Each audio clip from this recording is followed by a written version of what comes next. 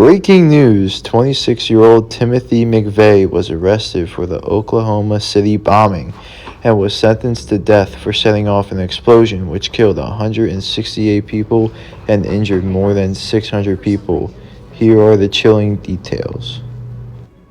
Timothy McVeigh was a shy and quiet kid, but he was loved very much by his parents. He was born in Lockport, New York on April 24, 1968. His parents' names were Mildred and William McVeigh. He attended Star Point High School and Bryant Stratton College. Timothy McVeigh enlisted in the U.S. Army in 1988, and he was a sergeant. A lot of people told him that he was a model soldier. He earned a Bronze Star for bravery in the Persian Gulf War. He was a candidate for the Special Forces, but he dropped out of it. He saw a lot of combat, and he was taught to kill soldiers and only kill. In 1991, he completely left the Army.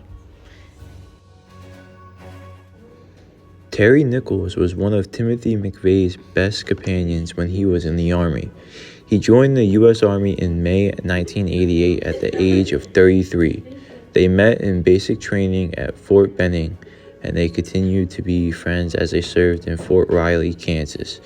They got along well, and they both shared a common hostility to gun control and common belief in the importance of survivalist training. After McVeigh left the Army, they had not seen each other for a while, but not too long after they reunited and did something very unforgivable. In March 1933, Timothy McVeigh, along with Terry Nichols and another friend, drove to Waco, Texas, and they were deeply affected by the government's handling of the 1933 Branch Davidian compounds. They strongly believed that the government's actions were unfair and their use of force violated their civil liberties. To this day, many people believe that this event contributed to Timothy McVeigh's hatred and resentment towards the U.S. government. After this occurred, Timothy McVeigh believed that the United States government had become tyrannical and was hurting the rights of U.S. citizens. At 8:57 a.m., security cameras at the Regency Tower apartment building, a few blocks west of the Murrah building, catch the Ryder truck parked across the street. Investigators surmise this is when McVeigh lights the first fuse. A few minutes later, McVeigh moves the truck up, lights the second fuse, and parks on the north side of the Murrah building.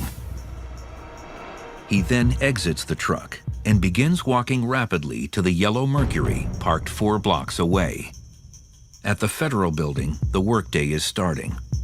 Hundreds of people are already inside. And all of a sudden heard a big boom and everything went black. April 19, 1995. Everybody else that we work with is gone.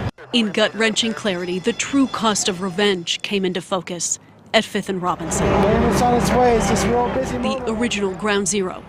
The Alfred P. Murrah Federal Building, where mothers lost their babies, where rescuers unearthed survivors. Oklahoma City broke wide open when a terrorist truck bomb changed us What was terrible forever. about the children, he had been to the daycare center.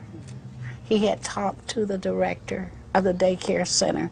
He knew those children were there. McVeigh is quoted in the book as referring to the children killed in the daycare center as collateral damage.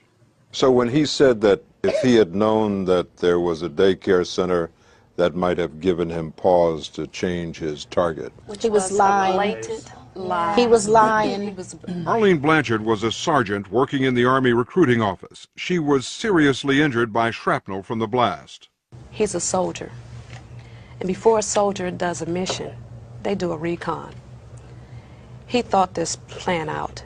He is trying to portray himself in a light that he could soften the blow of the way people view him when he says, I didn't know that there were children in the building, which was a blatant lie.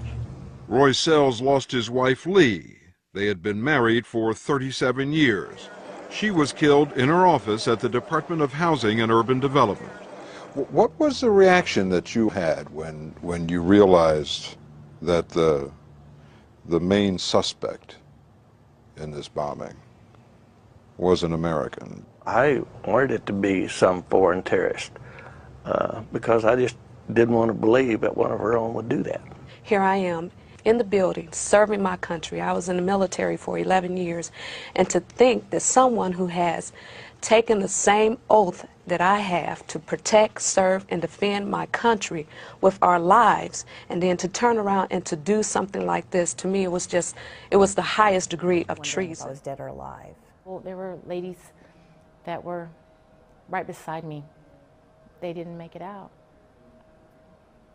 I don't know how to explain it, I really don't. When I was thrown on the floor, I could look up through the whole building and see clear on the north side. I could see blue sky.